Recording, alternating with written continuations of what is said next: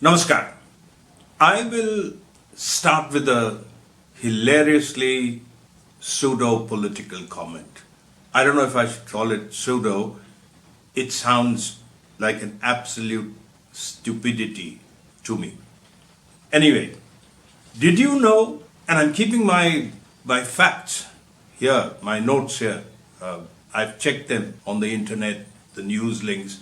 There is a sweet shop, a Mithai shop in Jaipur known as Tyohar Sweets. Now, Tyohar Sweets in Jaipur has replaced Pak with Shri to promote patriotism. The owner of the shop has stated that this change would reflect cultural pride. So, famous Indian sweets, previously known as Moti Pak, Aam Pak, Gond Pak, and Mysore Pak, will now be sold under the names Moti Shri, Aam Shri, Gond Shri, and Mysore Shri, respectively. No wonder there was not a single country that came in open support of India during Operation Sindoor. So, whilst our multi-party delegations are traveling around the world on taxpayers' money to promote India's point of view, we are tom-tomming our stupidity. I highly recommend the reading of Dietrich Bonhoeffer's theory of stupidity. Or maybe I will read out bits of this theory someday. Now for some trivia. I had mentioned the names of two very famous bookstores in my last Pulinda. Here is some interesting history. A.H. Wheeler Company Private Limited, the Indian bookstore, known for its presence at railway stations, was founded in 1877 by Emile Moreau, a French businessman in Allahabad. The company was named after his friend Arthur Henry Wheeler, who had a large library and helped Moreau financially.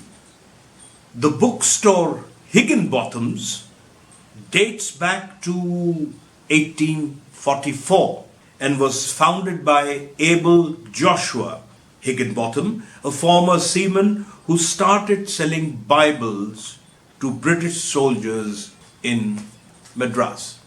Now, the book for today, and I'm picking up from hints and digs that come my way or have come my way for many years, that I am where I am because I have not learned to market myself. So, I will market my book.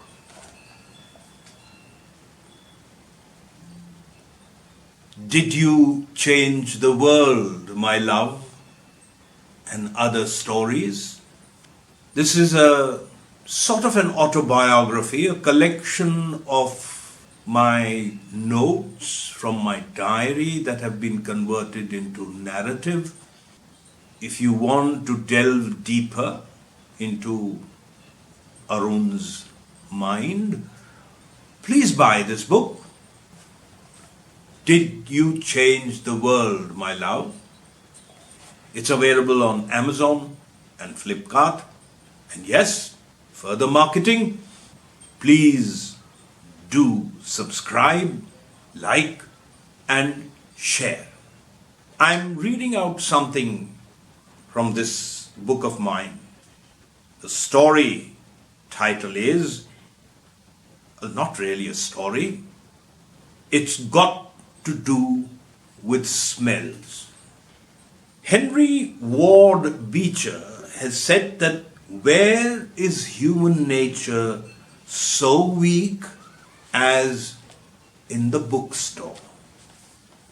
So books, plants, wildlife, and journeys, though not necessarily in that order, have been wonderful contributions from both sides of my family. Way back as I can remember, books, magazines, forests, and music. These were my refuge from the world. I even had a favorite tree where I had built a machan, and invariably that's where I would be found lying on its rickety but firm floor, reading a book or just wandering from an elevation and stepping into another world altogether. It was marvelous. I need to find a tree. There is no doubt that I have always been closer to my maternal family. But this passion for books comes largely from my father and my uncle, that is my mother's eldest brother, both traveling in some other space now, and I hope that they have blue skies, a book, and a tree wherever they are. What a mesmerizing childhood I had. When I look at the younger generation these days, I wonder if their parents even realize they are attempting to give their children everything except the skill to read. And yes, I am so glad that there was no TV, no FM radio, no mobile, and no video or cassette player when I was growing up. I was surrounded. And when I say surrounded, I mean surrounded with images that enthralled me. There was nothing more exciting than waiting for the next issue of that exceptional number of children's magazine that were available then. Bal Bharti, Raja Bhaiya, Chanda Mama, Parag, Young Classics, Junior Statesman, and Indrajal. I still have the first 50 original issues. And yes, we were allowed to read comics. And as we grew older, we were introduced to the tilismi world of Chandrakanta, Bhutnath, Sagar Samrat, Lal Panja, Kala Chor, and Safed Shaitan. Espionage and science fantasy novels, first written by Devki Nandan Khatri and later by Durga Prasad Khatri. The Harry Potters of today are mere shadows of these masters. Add to this, the list had the gripping tales and escapades of Biggles, Sherlock Holmes, Fatty, Famous Five, Secret Seven, Wilkie Collins, Marriott, Dumas, Tolkien. Oh, the inventory is endless. They were full of magic and fragrance. I think it's got to do with smells. Once somebody came to my house and looked at the collection of books I had in a room and said that, don't worry, if you can't get a regular job, you can always sell these books and make a lot of money. It was one of the most idiotic comments ever made. Sell my books? Sell my books? Sell my books? Why would I want to sell my books? Oh, I do agree that there are still some books with me that I haven't read completely, but it's like love. I'm slowly falling in love with these books and waiting for the right moment to know them better. I keep them next to my pillow, look at them every day, open them at random, brush my fingers over the print, caress the book, allow my yearning to grow, inhale the essence, and yes, I guess then it is love. And it has got to do with smells. If you really care to think about it, love is a smell. And this brings me to, and I don't know why, to a very curious but extremely important aspect as far as books are concerned. One must have a good supplier of books. Somebody who knows what you may like to read and be enticed with. I'm sure everybody has a favorite bookshop where they can go and browse, and I'm not talking about places like Crosswords, Landmark, and other malls with bookshops that have soulless personnel selling tomes that seem castrated. I'm talking about places like the Kitab Ghar in Ajmer, run by that remarkable man, Allah Rakha Khan Sahib. Unfortunately, neither has survived the vagaries of time. These were people who worked without the aid of computers. They knew the books, they knew the customers, and there was a soul to their bookshops.